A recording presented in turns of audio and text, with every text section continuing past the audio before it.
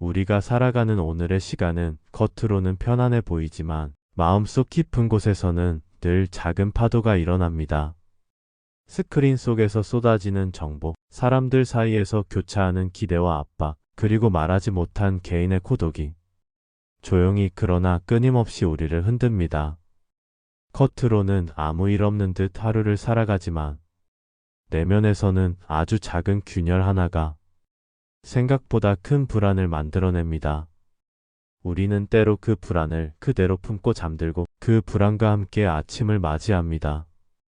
그러다 문득 질문 하나가 마음속에서 일어납니다. 나는 지금 제대로 살고 있는가? 나는 삶의 방향을 스스로 잡고 있는가? 아니면 보이지 않는 무언가에 끌려가는 것뿐인가? 이 질문은 결코 가볍지 않습니다. 그리고 시대가 아무리 달라져도 인간이라면 누구나 피할 수 없는 물음입니다. 오늘 우리가 만날 마르쿠스 아우렐리우스는 이 질문 앞에서 도망치지 않았던 사람입니다. 그는 로마 제국을 통치한 지도자였지만 먼저 자신을 다스리고자 했던 수행자였습니다. 밖에서 벌어지는 큰 전쟁보다 자기 내면에서 일어나는 더 큰 전쟁을 더 중요한 과제로 여겼던 사람. 그가 남긴 기록들은 권력의 중심에서 내면의 무게를 견뎌낸 한 인간의 조용한 투쟁의 흔적이며 어떤 혼란 속에서도 품위를 잃지 않으려 했던 한 영혼의 불꽃 같은 고백입니다. 우리가 그의 이야기를 들여다보려는 이유는 단 하나입니다.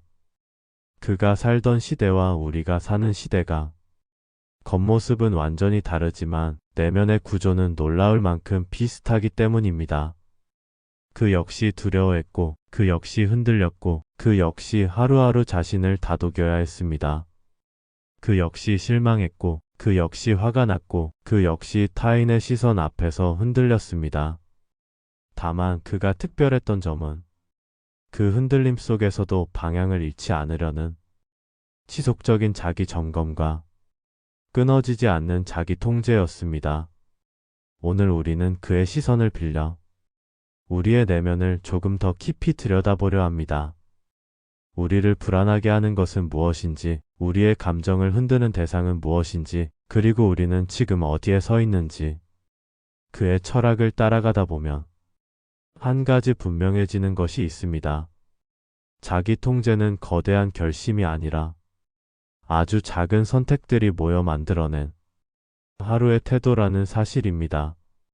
눈앞의 한순간을 어떻게 대하는가, 감정이 몰아칠 때 어떤 말을 선택하는가, 힘든 날에도 최소한의 품위를 잃지 않으려 어떤 자세로 하루를 마무리하는가. 이 모든 작은 순간들이 우리가 어떤 사람이 되는지를 결정합니다. 오늘 이 영상은 우리에게 그 작은 순간을 더 깊이 바라보라고 조용히 권합니다. 어떤 삶을 살 것인지, 어떤 태도로 살아갈 것인지, 그리고 어떤 사람이 되고 싶은지를 침묵 속에서 다시 묻게 만듭니다. 우리는 지금 마르쿠스 아우렐리우스라는 이름을 빌려 결국 우리 자신의 이야기를 시작하려 합니다. 고요하게 그러나 단단하게 흔들리는 시대를 걸어가는 모든 이들을 위해 지금 이야기를 시작합니다. 1장 혼란 속에서 길을 찾으려 했던 한 인간의 이야기. 인류의 역사 속에서 수많은 지도자들이 지나갔지만 그들 가운데 아주 소수만이 자신이 가진 권력보다 자신의 마음을 먼저 다스리려 했던 사람이 있었다. 마르쿠스 아우렐리우스는 바로 그런 존재였다. 그는 제국 전체의 운명을 짊어진 황제였지만 그가 매일 마주한 진짜 전장은 끝이 보이지 않는 국경선이 아니라 자신의 내면이었다. 사람들은 그를 위대한 황제로 기억하지만 그가 남긴 기록 속에서 발견되는 모습은 지도자의 화려함보다 한 인간이 조용히 자신을 붙잡고자 애쓰는 아주 인간적인 고백에 가깝다. 그가 살던 시대는 결코 평온하지 않았다. 로마 제국 전역을 뒤흔든 역병은 도시를 침묵 속에 잠기게 하였고 거리마다 장송곡이 끊이지 않았으며 각지에서는 전쟁과 반란이 멈추지 않았다. 그 한복판에서 마르쿠스는 하루에도 수십 번씩 두려움과 책임 사이에서 흔들렸다. 그러나 그는 흔들릴 때마다 바깥을 붙잡지 않고 안쪽을 돌아보았다. 그는 기록을 남기며 자신의 감정과 반응을 비판적으로 바라보았고, 역병이 퍼지는 도시를 돌아보면서도 두려움에 휩싸인 백성을 안정시키기 위해 가장 먼저 자신의 마음을 확인했다. 그에게 철학은 지식을 뽐내는 도구가 아니었다. 철학은 기댈 곳이 없을 때 마음을 붙잡아주는 마지막 기둥이었고, 전쟁의 비명 속에서도 그를 다시 숨쉬게 하는 유일한 방법이었다. 그는 권좌에 앉아 있으면서도 자신 역시 연약한 인간이라는 사실을 인정했다. 두려움이 찾아올 때는 두려움을 관찰했고, 분노가 치밀 때는 분노의 근원을 들여다보았다. 외부의 적보다 더 강력한 적은 언제나 자신의 마음 속에 있다는 사실을 알고 있었기 때문이다. 그의 시대에 역병이 번졌을 때 수많은 이들은 절망과 공포 속에서 무너졌다. 그러나 마르쿠스는 그 시간조차 자기 수양의 기회로 바라보았다. 그는 스스로에게 이 혼란 속에서도 지켜야 할 덕은 무엇인가? 라고 끊임없이 물었고, 혼란이 거세질수록 내면의 중심을 더 깊이 붙잡고자 했다. 그는 역병이 제국을 덮칠 때 희생자를 위한 재정을 아끼지 않았고, 병사들이 지친 전선에서는 더 이상 물러설 곳 없는 군인들을 위해 직접 그들 곁에 서기도 했다. 황제가 위험을 피하는 존재가 아니라 함께 버티는 존재임을 보여주고 싶었던 것이다. 그는 고통을 피하지 않았다. 대신 고통의 의미를 바꾸었다. 고통은 시련이지만 동시에 깨달음을 주는 선물이라고 여겼다. 그는 시대가 주는 무거운 짐을 자신을 억누르는 돌덩이가 아니라 자신을 단단하게 만들어주는 연장으로 삼았다. 그가 남긴 기록을 읽어보면 그의 모든 사유와 판단의 중심에는 항상 한 가지 태도가 있다. 그것은 지금 이 순간에 대한 깊은 집중이었다. 그는 과거의 후회와 미래의 두려움이 현재를 흐리게 만들지 않도록 수없이 경계했다. 그는 내일을 걱정하느라 무너지는 인간의 마음을 이해했고, 이미 지나간 일 때문에 자기 자신을 괴롭히는 심리를 알았다. 그래서 그는 스스로에게 지금 눈앞의 일만 바르게 해내는 것이 삶 전체를 지켜내는 가장 현실적인 방법이라고 말했다. 그의 이러한 태도는 제국을 다스리는 데서도 그대로 드러났다. 결정을 내릴 때 그는 100년 뒤를 생각하지 않았다. 그는 오늘 당장 바르게 할 수 있는 일에 집중했다. 자신의 감정이 아니라 자신의 가치에 따라 움직이려 했다. 그 흐름 속에서 그는 제국이 흔들릴 때마다 자신의 마음이 먼저 무너지지 않도록 내면의 닻을 깊이 내려두었다. 그가 남긴 기록은 결국 한 가지를 보여준다. 지도자이기 때문에 강했던 것이 아니라 매 순간 자기 자신과 싸우고 자신을 다스리기 위해 조용하지만 꾸준한 노력을 기울였기 때문에 흔들리지 않을 수 있었다는 사실을 오늘 우리가 그의 이야기를 들여다보는 이유도 여기에 있다. 그의 시대와 우리의 시대는 너무나 다르지만 인간의 내면은 언제나 비슷한 구조를 갖고 있다. 우리는 여전히 두려워하고 흔들리고 지치며 삶의 무게 앞에서 방향을 잃는다. 그럴 때 필요한 것은 복잡한 지식이 아니라 조용하지만 단단한 마음의 근력이다. 마르쿠스 아우렐리우스의 기록은 그 근력을 어떻게 키우는지에 대해 아주 현실적이고 깊은 길을 보여준다. 바깥의 혼란 속에서도 중심을 잃지 않으려 했던 한 인간의 치열하지만 조용한 투쟁. 그 투쟁 속에서 그가 찾은 지혜가 오늘 우리의 삶에서도 그대로 빛을 낸다. 지금 이 순간을 바라보는 태도, 통제할 수 없는 것에서 손을 떼는 용기, 고통 속에서 의미를 찾는 방식, 그리고 무엇보다 자기 자신을 지키려 했던 그 조용한 의지. 그것이 바로 우리 모두가 다시 붙잡아야 할 이야기다.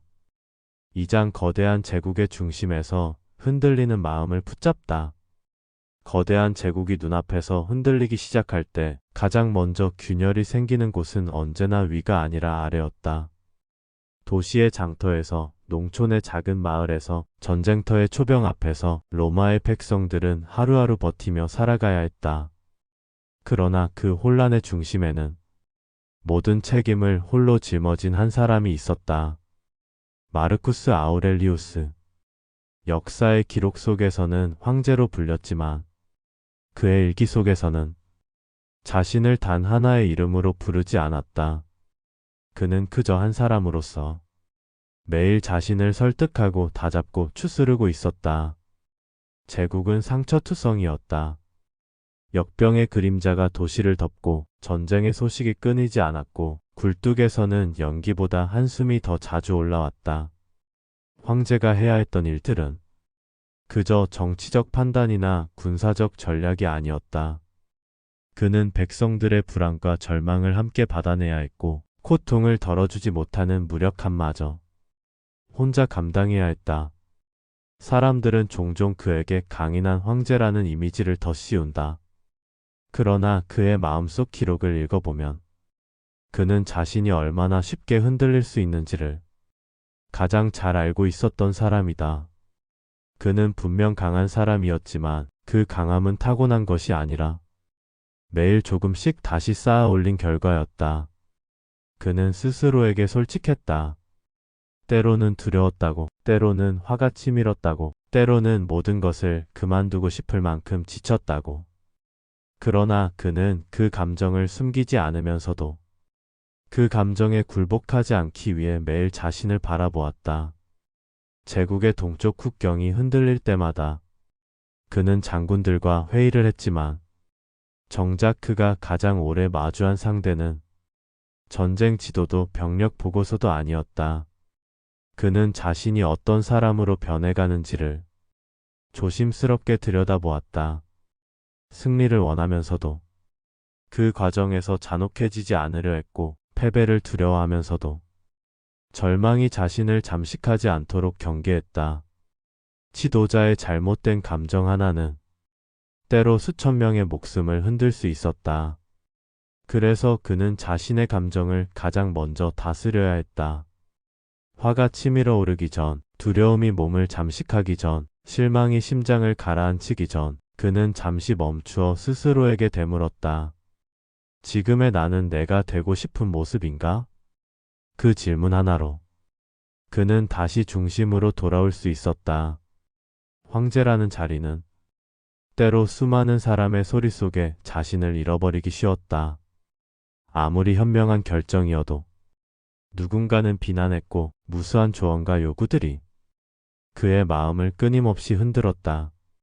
그럴 때마다 그는 다른 사람들의 소리를 잠시 멀리 밀어두고 자신의 마음속에서 들려오는 아주 작은 목소리를 들으려 했다.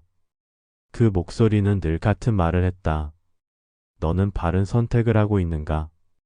이 물음은 그에게 지도자의 자리를 버티게 하는 유일한 기둥이었다. 권력과 명예는 순간이었다. 그가 붙잡을 수 있었던 것은 오직 자신의 품위와 양심뿐이었다. 그는 자신의 감정이 흔들릴 때마다 그 흔들림을 부끄러워하지 않았다. 오히려 그는 그것을 그대로 기록했다. 두려웠다고 쓰고, 화를 참기 어려웠다고 쓰고, 상처받았다고 썼다.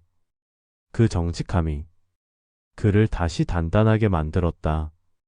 자신의 흔들림을 인정한 사람만이 비로소 그 흔들림을 넘어설 수 있기 때문이다. 결정의 순간이 올 때마다 그는 백성들의 삶을 생각했다. 그들이 어떤 날씨 속에 살아가는지, 그들이 오늘 무슨 빵을 먹었는지, 그들이 어떤 얼굴로 하루를 버텼는지를 머릿속에 그렸다. 그리고 그들의 삶을 가볍게 만들기 위해 스스로의 마음을 더 무겁게 견뎠다. 황제라는 자리는 누구도 나누어 갖지 않는 고독의 자리였다. 그럼에도 그는 그 고독을 회피하지 않았다. 고독 속에서 더 깊어진 자신과 마주했고 그곳에서만 발견할 수 있는 조용한 진실들을 하나씩 붙잡았다.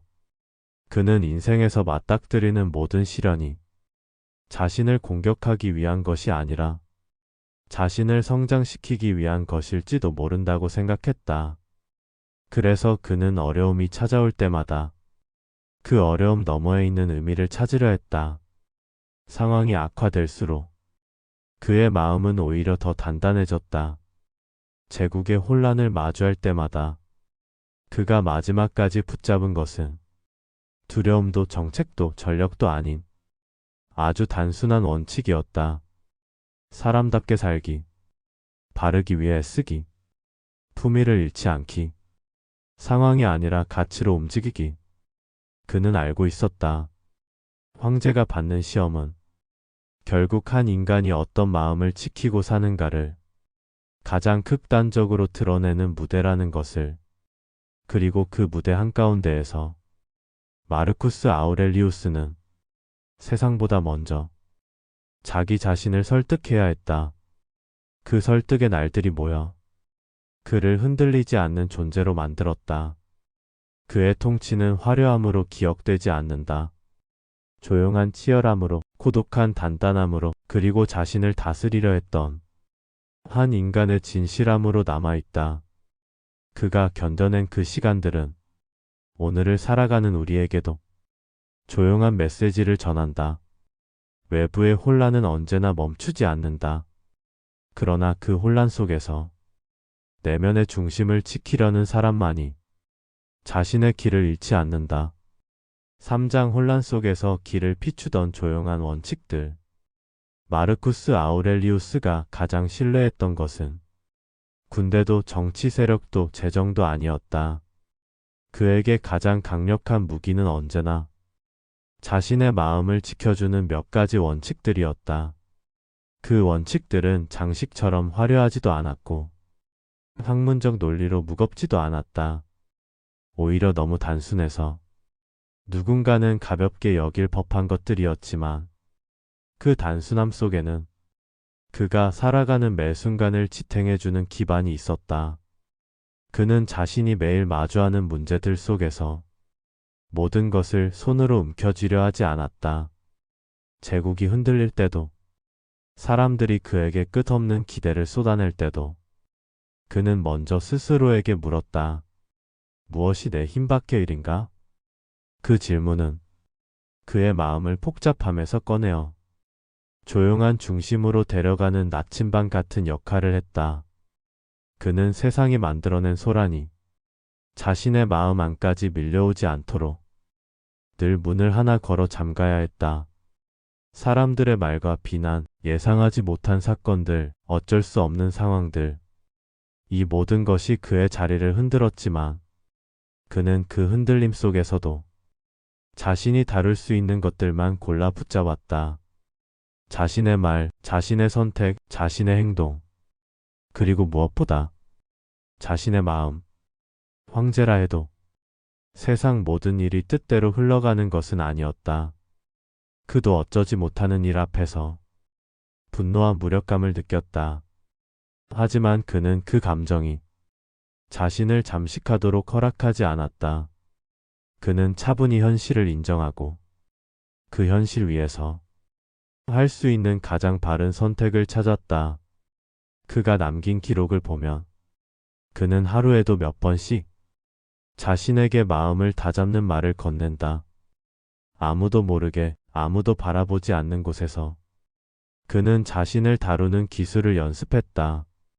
감정이 올라올 때는 그 감정이 어디서 비롯되었는지 관찰했고, 욕망이 흔들릴 때는 그 욕망의 그림자를 들여다보았다. 그는 감정을 억누르지 않았고 욕망을 적처럼 몰아붙이지도 않았다. 그는 그저 그것들이 자신에게 어떤 영향을 주는지 천천히 바라보았다. 그 시선이 그를 다시 중심으로 되돌려 놓았다. 그는 어느 날 이런 기록을 남겼다. 지금 내가 분노하는 이 일은 일주일 뒤에는 사라질 것이고 1년 뒤에는 기억 속에서 흐릿해질 것이며 죽음 앞에서는 아무 의미도 없을 것이라고. 그는 감정의 크기를 시간의 흐름 속에 놓아보았다.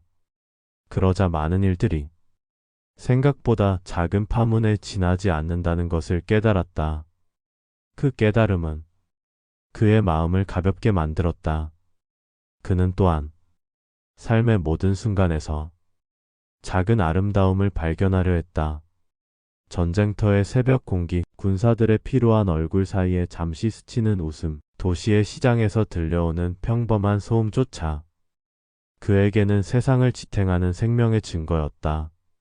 그는 혼란 속에서도 세상이 여전히 살아있다는 사실을 놓치지 않으려 했다. 그 시선은 그를 절망으로부터 멀게 만들었다. 그리고 무엇보다 그는 자신만을 위한 사람이 되지 않으려 했다. 황제의 자리는 수많은 생명을 지탱하는 중심이었고, 그는 자신이 무너지면 수많은 사람들이 함께 흔들린다는 사실을 깊이 이해하고 있었다. 그래서 그는 자신의 감정을 바르게 다루는 일을 개인의 문제가 아니라 책임이라고 여겼다. 그의 내면이 흔들리면 그 흔들림은 백성들에게 폭풍처럼 번져갔다. 그는 이를 막기 위해 자신의 마음을 단단히 다잡았다. 자기 수양은 누구에게 보이기 위한 의식이 아니라 수많은 사람의 삶을 지켜내기 위한 보이지 않는 방패였다. 그는 그 방패를 매일 갈고 닦았다. 어떤 날에는 그 방패가 얇고 약하게 느껴졌고, 어떤 날에는 그 방패가 자신의 전부를 지켜주는 듯 했다. 그러나 그는 그 방패를 놓지 않았다. 그 방패가 그를 사람답게 만들었기 때문이다. 마르쿠스 아우렐리우스가 보여준 원칙들은 대단한 철학자로서의 지식이 아니라 한 사람의 고독한 삶에서 남겨진 아주 현실적인 마음의 기술이었다. 그 기술들은 내면의 중심을 잃지 않으려는 사람이라면 누구나 배울 수 있는 것들이었다. 그의 시대가 흔들렸던 것처럼 우리의 시대도 흔들리고 있다. 그리고 그의 마음이 시험받았던 것처럼 우리의 마음도 날마다 시험받고 있다. 그렇기에 그가 붙잡았던 원칙은 오늘을 살아가는 우리에게도 여전히 조용한 피처럼 다가온다. 세상이 흔들려도 내면의 중심을 지키는 법, 통제할 수 없는 것 앞에서 차분함을 잃지 않는 법, 그리고 혼란 속에서도 사람답게 살아남는 법, 이 모든 것이 그가 남긴 조용한 가르침 속에 그대로 살아있다. 사장 마음을 다스리는 힘, 스스로를 지키는 기술. 마르쿠스 아우렐리우스는 누구보다도 많은 것을 책임져야 했던 사람이었다. 제국의 운명이 그의 어깨에 걸려 있었고 그의 결정 하나가 수많은 사람의 삶을 바꾸었다. 그러나 그는 점점 깨달아갔다. 세상을 움직이는 자리에 서 있을수록 오히려 내가 움직일 수 없는 것이 더 많아진다는 사실을. 그는 승리와 실패가 얽힌 전쟁터에서, 권력과 음모가 뒤섞인 궁정에서, 병이 퍼져 절망이 가득한 도시에서 수없이 이 사실을 마주했다. 황제라 해도 세상 모든 것을 바꿀 수 없다는 사실을 인정해야 했다. 하지만 그는 그 자리에서 무너지는 대신 오히려 더 깊은 질문을 자신에게 던졌다. 세상을 바꾸지 못한다면 나는 무엇을 바꿀 수 있는가? 그 질문은 그의 정신을 한순간에 정리시켰다. 그가 다룰 수 있는 것은 바로 자신의 마음과 태도, 그리고 각 순간 자신이 선택하는 행동뿐이라는 것을 그는 분명히 이해했다. 사람들은 흔히 마음을 다스리는 것을 약함으로 오해한다. 감정을 드러내지 않는 것이 무감각이라고 생각한다. 하지만 그가 보여준 모습은 달랐다. 그는 자신의 감정을 인정하는 데서부터 시작했다. 두려움이 올라오면 그 두려움이 어디에서 비롯되는지를 차분히 바라보았고, 분노가 치밀어 오르면 그 분노가 자신에게 어떤 결과를 가져올지를 먼저 생각하려 했다. 그는 감정을 억누르는 것이 아니라 그 감정이 자신을 끌고 다니지 않도록 천천히 다루는 법을 배웠다. 그 과정은 고통스럽고 시간이 오래 걸리는 일이었다. 하지만 그는 알았다. 밖의 혼란을 잠재우기 위해 가장 먼저 잠재워야 하는 것이 자신의 내면이라는 사실을. 그는 하루의 시작이 가장 중요하다고 믿었다. 아침에 정신이 흔들리면 온종일 그 흔들림이 따라다니기 때문이었다. 그래서 그는 눈을 뜨면 먼저 자신의 마음을 가다듬기 위해 조용한 문장을 속으로 되뇌었다. 오늘 나를 흔드는 일들이 오겠지만 그것들이 내 본성을 망치게 두지 않겠다. 그것은 누군가에게 보여주기 위한 다짐이 아니었고 강해 보이기 위한 의식도 아니었다. 그 자신을 지키기 위한 아주 조용하고도 절실한 준비였다. 그가 문장 하나하나를 노트에 적으며 스스로에게 말을 건넨 이유도 바로 그 때문이었다. 그 기록들은 누군가에게 보여주기 위한 글이 아니었다. 황제의 명예를 남기기 위한 글도 아니었다. 그는 그 글을 흔들리는 자기 자신에게 보내는 작은 편지들 이라고 생각했다. 그 글 속에서 그는 자신의 약함을 숨기지 않았다. 어떤 날은 피곤했고, 어떤 날은 사람들에게 실망했고, 어떤 날은 삶의 의미를 찾지 못했다. 그는 그 모든 약함을 조용히 적어두면서 그 약함 속에서 할 수 있는 선택을 찾았다. 그는 이렇게 적었다. 내가 통제할 수 없는 일 앞에서 허둥대거나 분노하지 말자. 대신 지금 이 순간 내가 선택할 수 있는 일들을 차분히 정하자. 그 문장은 한 시대의 황제가 아니라 지금 우리의 삶 속에서도 아주 현실적인 조언이 된다. 우리는 늘 통제할 수 없는 일과 만나고 생각하지 못했던 상황이 갑자기 나타나며 사람들은 우리가 예상하지 못한 방식으로 행동한다. 그럴 때 마음은 쉽게 휘청이고 상황은 더욱 크려 보이기 마련이다. 하지만 그는 그런 순간일수록 내면을 가다듬는 일이 더 중요하다고 말했다. 바깥이 혼란스러우면 안쪽을 바로 세워야 한다고. 그는 또한 한 가지 사실을 잊지 않으려 했다. 내면을 다스리는 일은 단순히 참는 것이 아니었다. 참는 것은 억누르는 것이고 억누르는 것은 어느 순간 폭발하게 된다. 그는 참는 대신 이해하려 했다.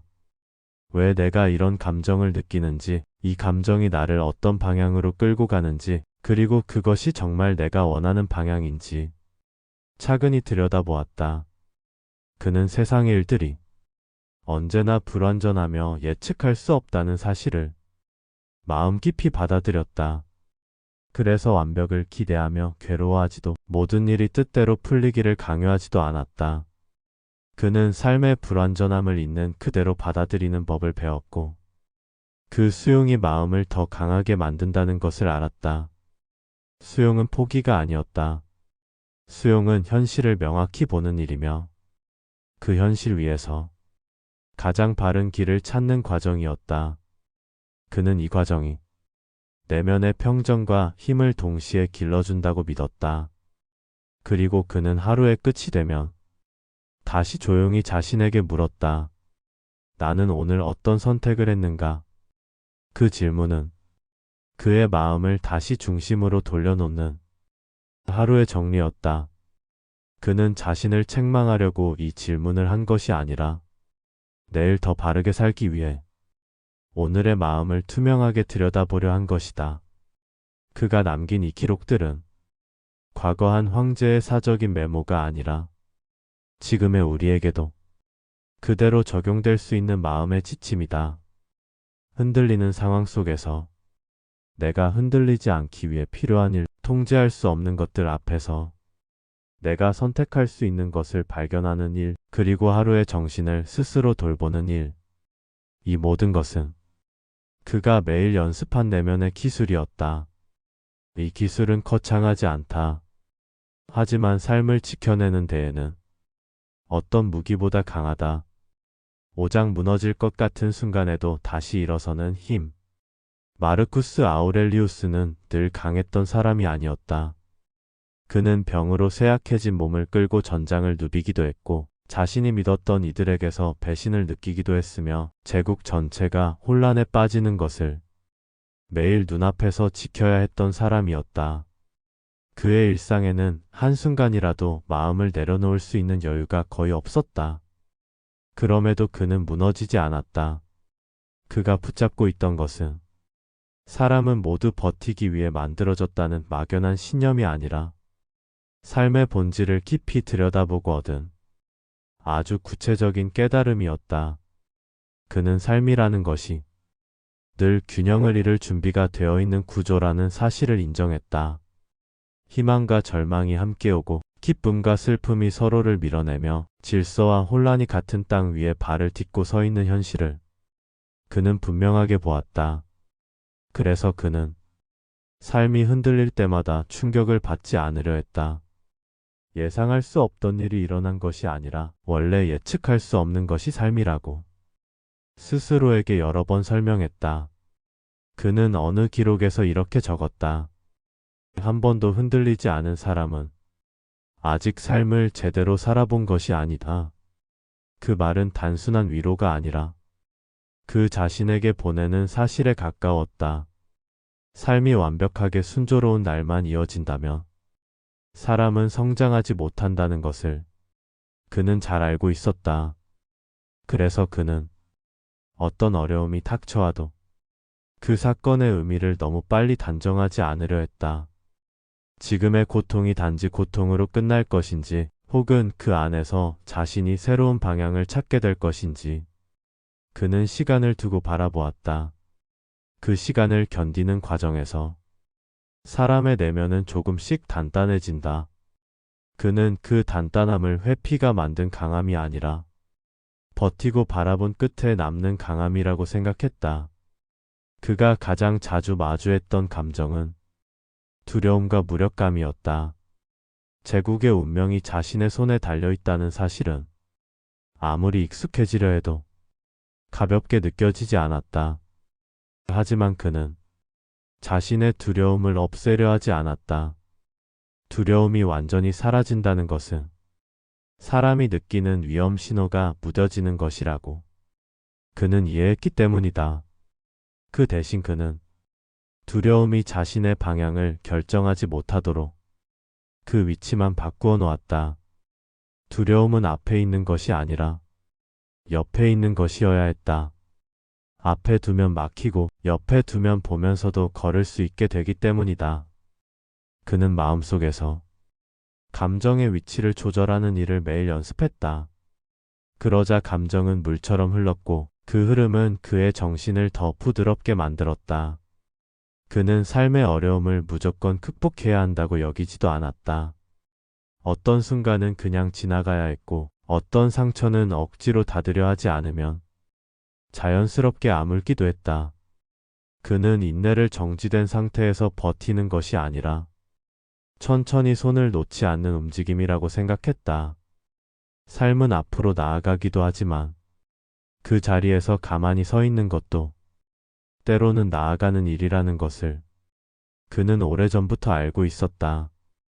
마르쿠스 아우렐리우스에게 회복이란 어떤 극적인 변화가 아니라 어둠 속에서 아주 작은 빛을 찾는 과정이었다.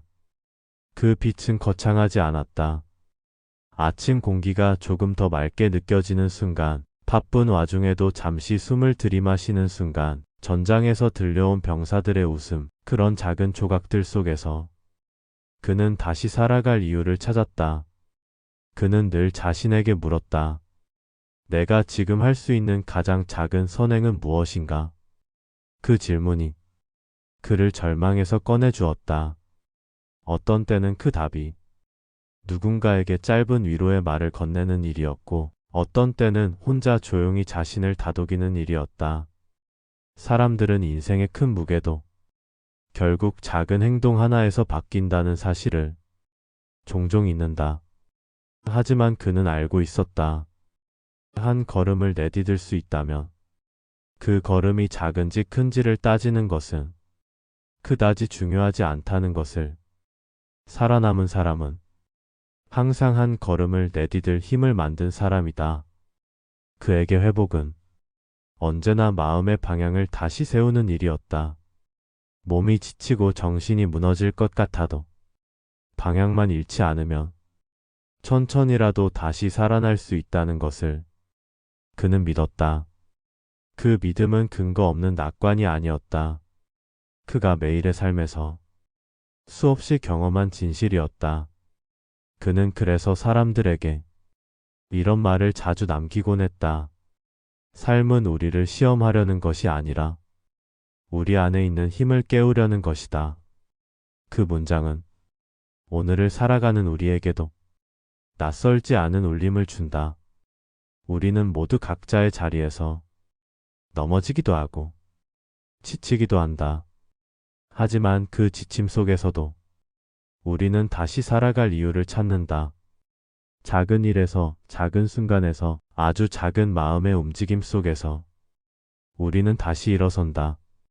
그것이 바로 마르쿠스 아우렐리우스가 말한 회복의 본질이었다. 무너짐을 두려워하지 않는 마음, 흔들림 속에서도 방향을 잃지 않는 마음, 그리고 천천히라도 다시 걸어가는 마음. 그 마음이 사람을 강하게 만들고 삶을 다시 앞으로 나아가게 만든다. 6장 스스로를 지키는 마음의 기준. 마르쿠스 아우렐리우스가 남긴 수많은 기록을 읽다 보면 그가 유난히 자주 돌아보았던 주제가 하나 있다. 그것은 외부의 평가나 명성이 아니라 스스로 지키는 마음의 기준이었다. 그는 사람의 삶이 흔들리는 가장 큰 이유가 외부에서 들려오는 끝없는 평가 때문이라고 보았다. 누군가의 칭찬에 기뻐하다가 또 다른 누군가의 비난에 무너지고 잘해보라는 격려의 마음이 올라갔다가 실망했다는 말 한마디에 깊은 구덩이로 떨어지는 일이 사람의 하루를 너무 쉽게 뒤흔들었다. 그는 그런 모습을 가까이에서 수도 없이 보았다. 군대에서도, 정치에서도, 심지어 자신의 가정 안에서도. 그래서 그는 어느 순간부터 자신이 어떤 사람이어야 하는지에 대한 기준을 타인의 말이 아니라 자기 안에서 찾기 시작했다. 그 기준은 화려한 문장도 거창한 목표도 아니었다. 그저 한 인간으로서 품위를 잃지 않는 태도, 어떤 날에도 부끄럽지 않은 마음, 거짓 없이 살아가려는 의지였다. 그는 사람들 앞에서는 강한 척할 수 있어도 자기 앞에서는 그럴 수 없다는 것을 잘 알고 있었다. 길게 남는 삶은 남이 어떻게 보느냐로 만들어지지 않고 자신이 어떤 마음으로 하루를 견디고 유지했는지에 따라 조용히 완성된다는 것을 그는 깊이 이해하고 있었다. 그래서 그는 매일 밤 짧은 시간을 떼어내어 스스로에게 묻곤 했다. 오늘의 나는 어떤 사람이었는가? 그 질문은 잘했는지, 성공했는지, 인정받았는지 묻는 질문이 아니었다. 더 근본적이고 조용한 물음이었다. 나는 오늘 나의 원칙을 지켰는가? 그 원칙은 많지 않았다.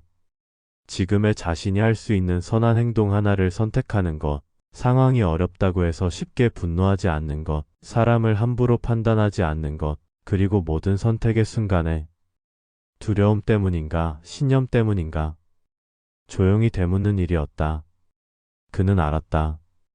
사람이 옳은 방향을 잃는 순간은 대부분 화려한 유혹 때문이 아니라 두려움 때문이라는 것을. 책임을 지기 싫을 때, 버림받을까 불안할 때, 혼자가 될까 두려울 때, 사람은 스스로도 납득하지 못할 선택을 하곤 한다. 그래서 그는 두려움을 없애려고 하지 않았다. 두려움이란 언제나 다시 찾아오는 손님이었기 때문이다. 그 대신 두려움이 자기 결정을 대신하도록 허락하지 않는 법을 배웠다. 그는 마음속에서 조용히 경계를 그었다. 여기 안에는 들어오되 여기서 결정까지는 하지 말라. 감정은 들어오되 방향은 내가 정하는 것이다. 이 기준이 그의 삶을 단단하게 했다. 전쟁터에서나 정치의 혼란 속에서나 심지어 가정의 갈등 앞에서도 그는 감정 때문에 방향을 잃지 않으려 했다. 그는 화를 느낄 수 있었지만 화가 대신 말을 하도록 내버려 두지 않았다.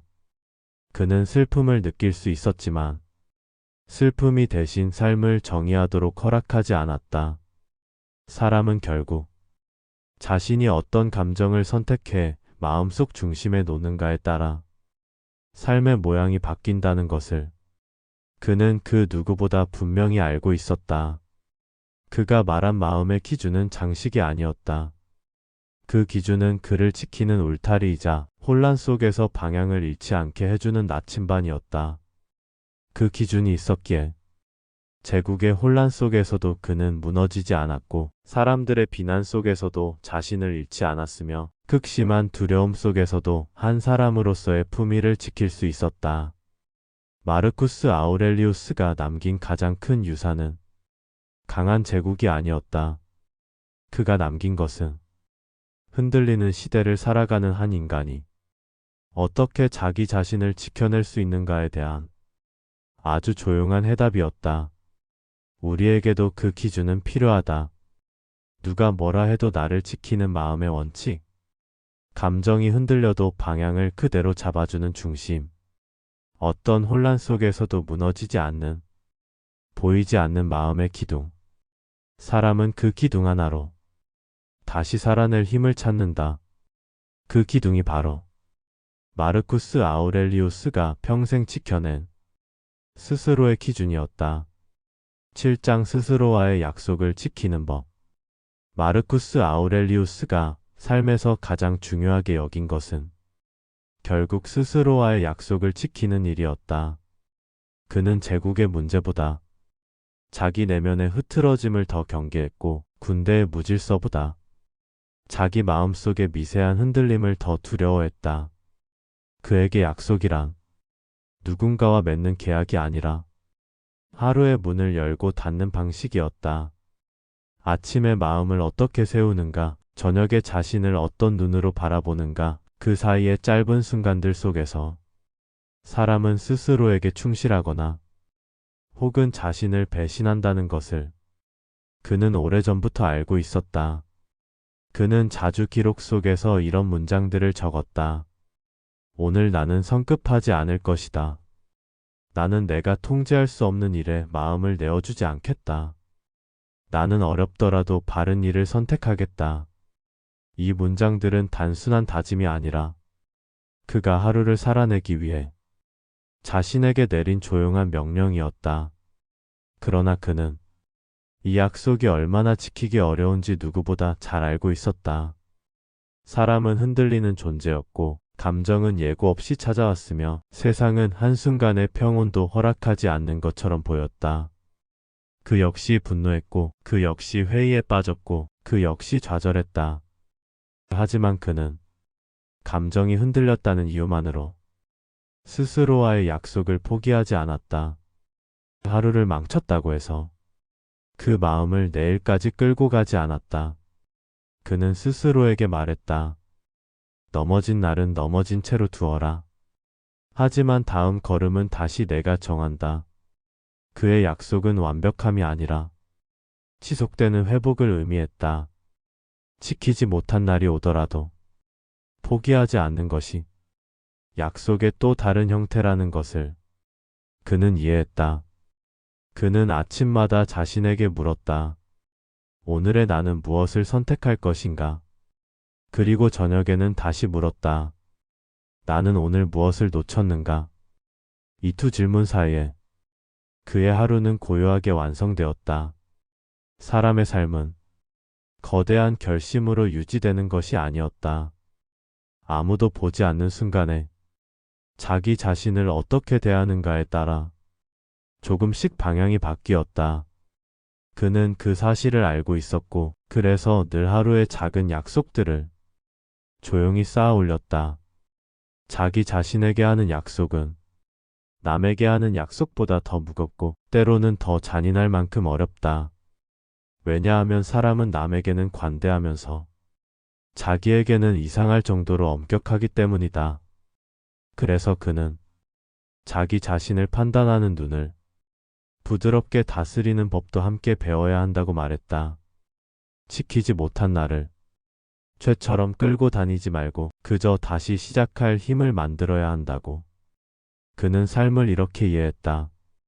사람은 누구나 스스로에게 돌아가는 길을 잃는다. 그러나 그 길은 언제나 다시 찾을 수 있다. 그가 남긴 이 조용한 말은 오늘의 우리에게도 낯설지 않은 울림이 된다. 우리는 모두 스스로에게 하는 약속을 지키고 싶어 하면서도 쉽게 흔들리고 작은 유혹에 마음을 빼앗기고 감정 한 줄기에 판단을 맡겨버리는 사람이 된다. 그러나 그 흔들림은 인간이기 때문에 자연스러운 것이다. 문제는 흔들렸다는 사실이 아니라 그 이후 마음의 방향을 누구에게 맡기느냐이다.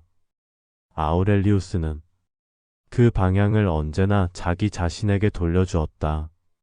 그는 스스로의 다짐을 억지로 지켜내려 하지 않았다. 억지로 버티는 삶은 오래가지 못한다는 것을 그는 몸으로 알고 있었다. 대신 그는 지켜야 할 이유를 잊지 않기 위해 자기 마음의 뿌리를 조용히 들여다보았다. 어떤 태도로 살아가고 싶은지, 어떤 사람이 되고 싶은지, 무엇을 남기고 싶은지, 그 뿌리를 단단히 붙잡으면 어떤 흔들림 속에서도 다시 제자리로 돌아올 수 있었다. 그가 말한 자기 다짐의 핵심은 의지가 아니라 방향이었다. 의지는 바람이 불면 흔들리지만 방향은 흔들려도 사라지지 않는다. 그는 그 방향을 잡고 하루를 하나씩 이어나갔다. 그리고 그 하루가 평생의 품위를 만들었다. 팔짱 마음의 중심을 지키는 사람. 마르쿠스 아우렐리우스가 가장 오랫동안 연구한 것은 세상의 움직임이 아니라 마음의 움직임이었다. 그는 제국 전체를 다스리는 황제였지만 정작 가장 세심하게 다스리려 했던 것은 자신의 생각 한 조각, 감정 한 줄기, 판단의 미세한 떨림이었다. 그는 사람의 마음이란 언제든 바람에 휘청일 수 있는 등불 같은 것이라고 보았다. 방 한가운데 두면 꺼지지 않겠지만 현실이라는 바람 앞에서는 작은 흔들림에도 쉽게 기울어져 버린다. 그래서 그는 그 등불을 바람에서 숨기지 않았다. 오히려 바람을 그대로 받아들이면서도 등불이 꺼지지 않는 방법을 찾고자 했다. 그 방법은 세상을 통제하는 것이 아니라 마음의 중심을 잃지 않는 일이었다. 그에게 중심이란 누구에게 보여주기 위한 의지나 타인의 시선을 의식한 용기가 아니었다. 그 중심은 혼자 남았을 때 비로소 드러나는 힘, 아무도 보지 않을 때에도 무너지지 않는 마음, 그리고 상황이 흔들려도 자기 안의 원칙을 흔들지 않는 고요함이었다. 그는 중심을 지키기 위해 감정을 억누르지 않았다. 감정이란 억지로 막을수록 더 거세게 되돌아온다는 것을 알고 있었기 때문이다. 그래서 그는 감정을 흘려보내되 그 감정에 휩쓸리지 않는 기술을 배웠다. 그는 마음속으로 조용히 말했다. 지금 느끼는 이 감정은 지나가는 손님일 뿐이다. 나는 이 손님을 대하되 통제권을 넘겨주지 않는다. 그는 분노를 느끼면 자신을 탓하기보다 왜 그 감정이 생겼는지 천천히 들여다보고 두려움이 올라오면 그 두려움을 없애려 하기보다 그 두려움이 어떤 방향을 가리키는지 관찰했다. 그는 감정을 억누르는 것보다 감정을 이해하는 것이 훨씬 강한 길이라는 것을 알고 있었다. 그는 마음의 중심을 잡는 일이 고요한 명상 속에서만 이루어지는 것이 아니라고 말했다. 오히려 중심은 가장 혼란스럽고 가장 복잡하며 가장 어지러운 순간에 드러난다고 그는 믿었다. 사람은 평온할 때는 누구나 중심을 잃지 않는다.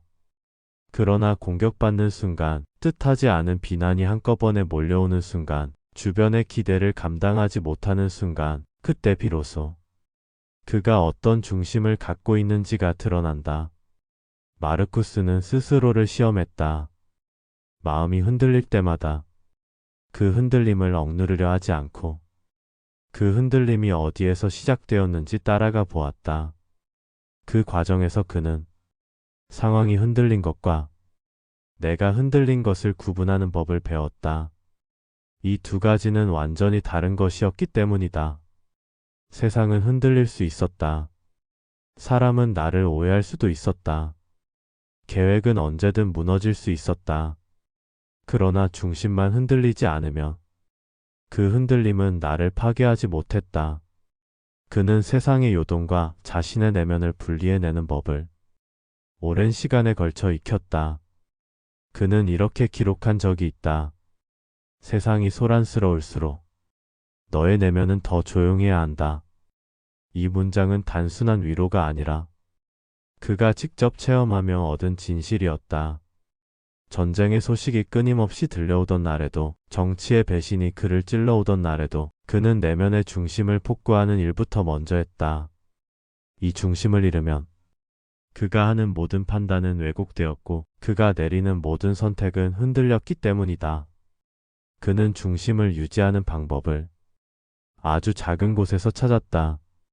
잠시 숨을 들이마시며 마음을 가라앉히는 순간 불편한 감정이 올라올 때 그 감정을 바로 말로 옮기지 않고 짧은 침묵을 두는 습관, 하루를 시작하기 전에 오늘 어떤 사람이 되고 싶은지를 짧게 떠올리는 행위, 그 사소한 행동들이 그의 중심을 하루 종일 지켜주는 기둥이 되었다.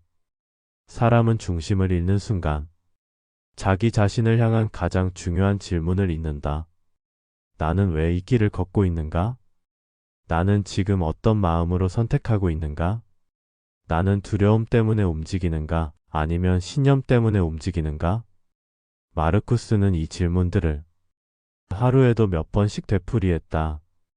그 질문이 그의 중심을 지켜주었고 그 중심이 그의 삶 전체를 붙들어 주었다. 삶은 흔들릴 수밖에 없다.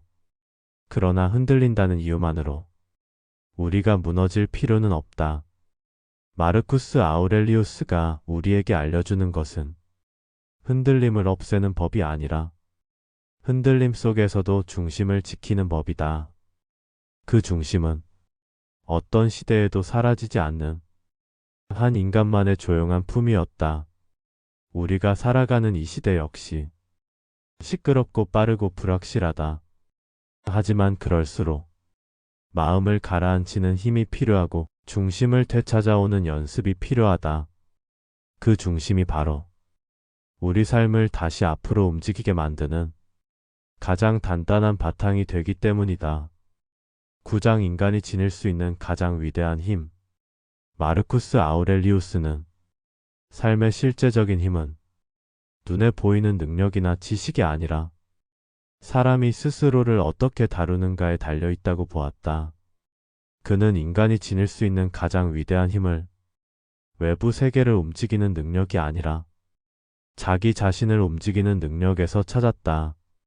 그는 전쟁에서 수많은 적을 상대했지만 그에게 가장 버거운 상대는 언제나 자기 내면이었다. 타인을 설득하는 것보다 자기 마음을 바로잡는 일이 더 어렵고 세상의 혼란을 정리하는 것보다 자신의 감정을 다스리는 일이 더 힘들다는 것을 그는 몸으로 경험하며 살았다. 그는 인간이 가진 진짜 힘이란 억지로 강해지는 힘이 아니라 스스로를 이해하고 다스릴 줄 아는 힘이라고 말했다. 그 이해는 자기 연민이나 자기 비판이 아니라 자기 마음을 있는 그대로 바라보는 정직함에서 나온다. 그는 그 정직함을 매일 밤 기록 속에 옮겨 적었다. 그 기록들은 자기를 미화하거나 감추려는 글이 아니라 날 것 그대로의 내면을 드러내는 매우 조용한 고백이었다. 그는 자신에게 실망할 때도 있었고, 감정에 휘둘린 자신이 부끄러울 때도 있었고, 책임 앞에서 두려움이 스며드는 순간도 있었다. 하지만 그는 자신을 판단하려 들지 않았다. 판단은 마음을 더 작아지게 만들 뿐, 어떤 성장도 가져오지 못한다는 것을 잘 알고 있었기 때문이다. 그는 대신 자신에게 이렇게 말했다. 오늘의 나는 완전하지 않았다. 그러나 내일은 오늘보다 더 나아질 수 있다. 이 말은 자신에게 건 엄격한 위로였고 또 다른 약속이었다. 그는 인간이 지닐 수 있는 가장 큰 힘을 변할 수 있는 능력에서 찾았다. 사람은 잘못된 방향으로 걸어가다가도 어느 순간 멈춰서서 다시 시작할 수 있는 존재였다. 그는 그것을 믿었고 그 믿음이야말로 자기 자신에게 줄 수 있는 가장 큰 선물이라고 여겼다. 그는 아무리 지친 날에도 스스로에게 새로운 방향을 허락했다. 어제의 실수에 갇히지 않았고 미래의 두려움에 압도당하지 않았다. 그는 늘 오늘의 한 걸음을 돌아보며 지금의 나를 바르게 세우는 일에 집중했다. 그 한 걸음이 인간의 삶을 근본적으로 바꿔놓는다는 것을 그는 잘 알고 있었다. 그는 이런 말도 남겼다. 사람은 생각하는 대로 된다. 이 말은 단순히 마음의 상태를 말한 것이 아니라 생각이 행동을 만들고 행동이 방향을 만들고 방향이 결국 삶 전체를 만든다는 아주 현실적이고도 명확한 사실을 설명한 것이다. 그는 생각이 흐트러지는 순간 삶도 함께 흐트러진다는 것을 누구보다 빨리 알아챘다. 그래서 그는 자기 생각을 정리하고 가다듬는 일을 무엇보다 중요한 수행으로 여겼다. 그는 자신에게도 타인에게도 너무 큰 기대를 걸지 않았다. 기대는 자주 실망으로 이어지고 실망은 마음을 굳게 만들어버린다는 것을 그는 오래전부터 경험해왔다. 그는 기대 대신 조용한 믿음을 선택했다. 사람은 천천히라도 변할 수 있고 작게라도 성장할 수 있으며 어떤 상처 속에서도 다시 시작할 힘을 가질 수 있다는 믿음.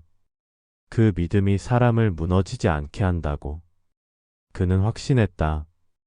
마르쿠스는 인간이 가진 가장 큰 힘이 다른 누구도 아닌 자기 자신을 키워내는 힘이라고 말한다.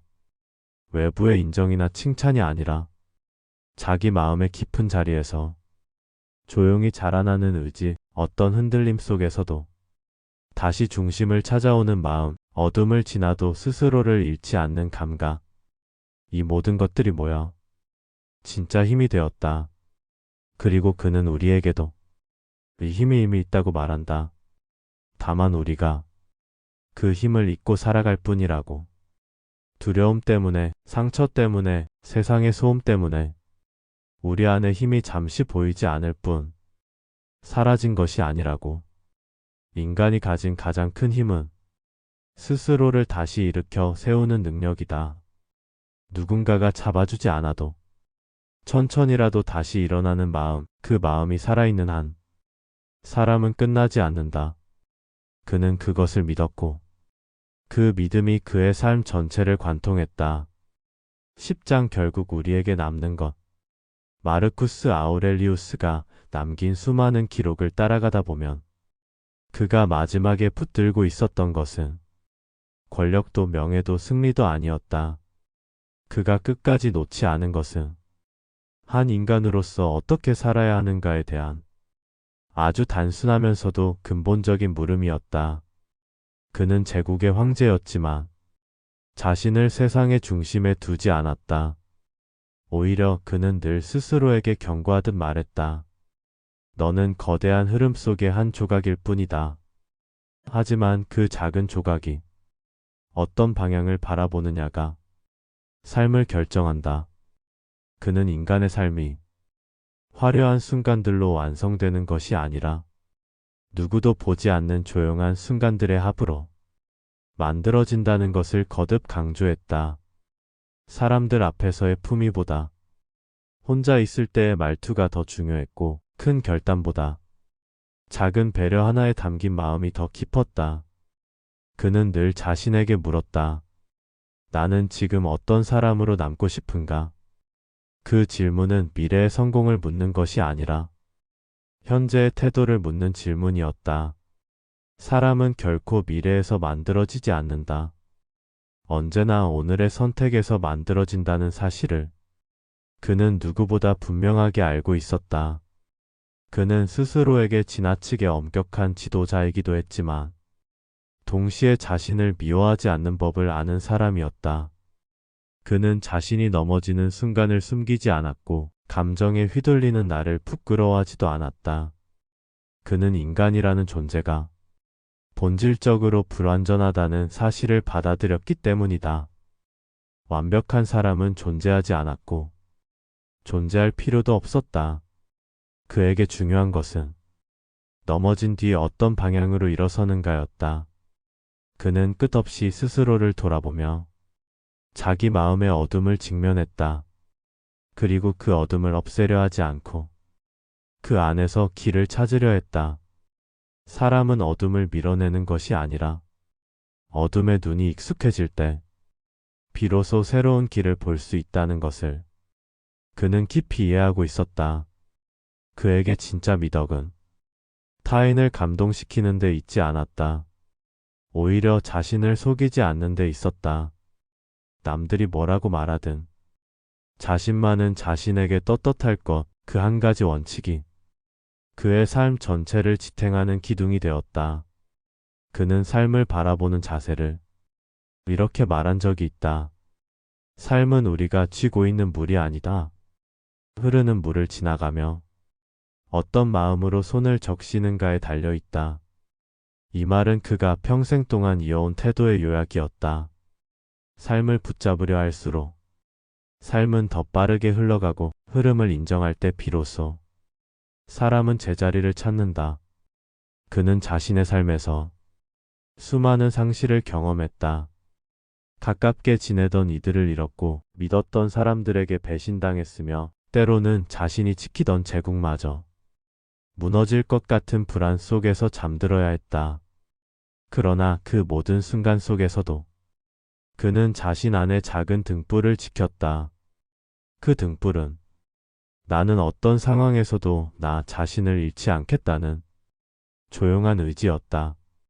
그는 마지막까지 사람의 품위는 거창한 말로 만들어지는 것이 아니라 선택과 태도의 누적이라고 믿었다.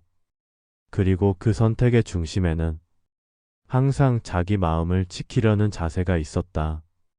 그가 우리에게 남긴 가장 큰 가르침은 세상을 바꾸는 힘이 아니라 자기 자신을 바꾸는 힘이다.